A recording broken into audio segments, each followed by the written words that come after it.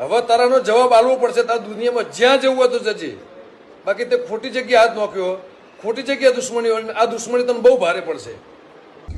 જય માતાજી, જય દ્વારકાધીશ. કાલે જ મેં એક વિડીયો અપલોડ કરેલો જેમાં મેં જણાવેલું કે મેં લગ્ન કરી લીધા છે. મારી રાજી ખુશીથી હું એમના જોડે રહું છું, એમના જોડે આવી છું.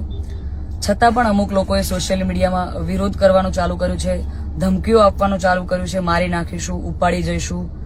બરાબર?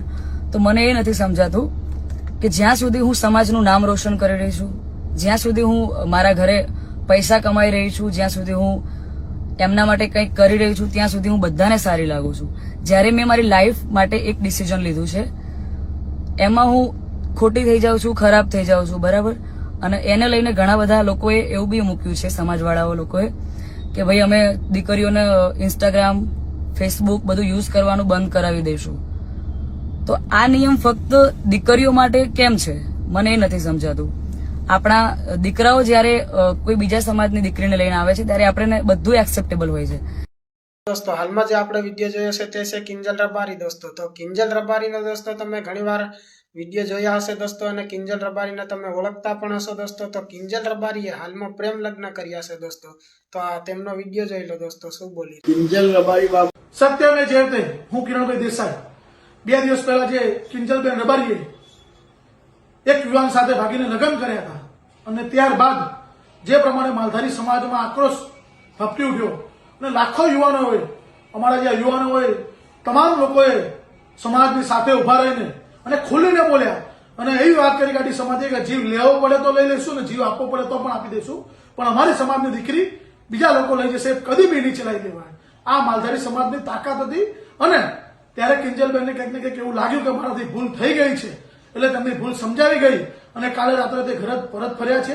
અને હું દરેક ગુજરાતની દીકરીઓને કહીશ કે સમાજ એ આપણો સૌથી મોટો મા બાપ છે. આપણા મા બાપથી મોટું કોઈ નથી આ વિશ્વમાં. અને આ સમાજ વ્યવસ્થા ના ખોરવાય, ક્યાંક ને ક્યાંક સમાજ વ્યવસ્થા જળવાઈ રહે અને આપણા બધાનું માન જળવાઈ રહે. નહીતર આવું પણ થાય છે, પ્રેમ એ વહેમ છે એવું સમજીને ચાલજો. બાકી સમાજ અને મા બાપથી કોઈ મોટું નથી. જય હિન્દ, જય જય ગરવી ગુજરાત. દોસ્તો આપણે વિડીયો તો જોઈ લીધો છે દોસ્તો. ત્યારબાદ આપણે એક આ ભાઈનો વિડીયો જોવાનો છે દોસ્તો, તે શું બોલી રહ્યા છે દોસ્તો, અને તે પટેલ વિશે પણ કંઈક બોલ્યા છે દોસ્તો. તો તેમનો વિડીયો પણ ધ્યાનથી જોજો અને આ વિડીયોને શેર કરજો દોસ્તો. કિંજલબેન રબારીએ ચૌધરી સમાજના છોકરા સાથે લગ્ન કર્યા અને વિવાદ વકર્યો. બરાબર? તો આ ઉપરથી મને યાદ આવ્યું કે પટેલ સમાજના નેતાઓએ ચૌધરી સમાજ હારે લગ્ન કર્યા છે. પટેલ સમાજની એક દીકરી છે કે જેમણે પણ ચૌધરી સમાજના છોકરા હારે લગ્ન કર્યા છે, રાજી ખુશીથી જીવન વિતાવે છે અને રાજકારણ કરે છે. પણ રાજકારણમાં અટકે નહીં, ચૌધરી નથી લગાડતા. તો પટેલિયાઓને જાગવાનું છે કે પટેલિયાઓને પટેલિયાપણું કઈ છે જ નહીં. તો આના માટે પણ કઈક ઝુંબેશ ઉપાડજો કે સરકારે તમારી, એમએલએ તમારા, મંત્રી તમારા, વિપક્ષ તમારો, એટલા માટે કોઈ કઈ કરતું નથી. તો આમાંય પ્રકાશ પાડજો. કારણ કે અમુક પટેલ સમાજના છોકરાઓ જૈનની છોકરીઓ લઈ આવે તો પણ એને પટેલ સમાજનું આગેવાન પણ કરવા મળે છે. અમુક પટેલ સમાજની છોકરીઓ ચૌધરી સમાજમાં લગ્ન કરે તો પણ એને પટેલ સમાજનું આગેવાન પણ કરવા મળે છે. પણ પટેલનો દીકરો પટેલની છોકરી લઈ આવે, પટેલની છોકરી પટેલનો દીકરો લઈ આવે અને કાંઈ જ મળતું નથી.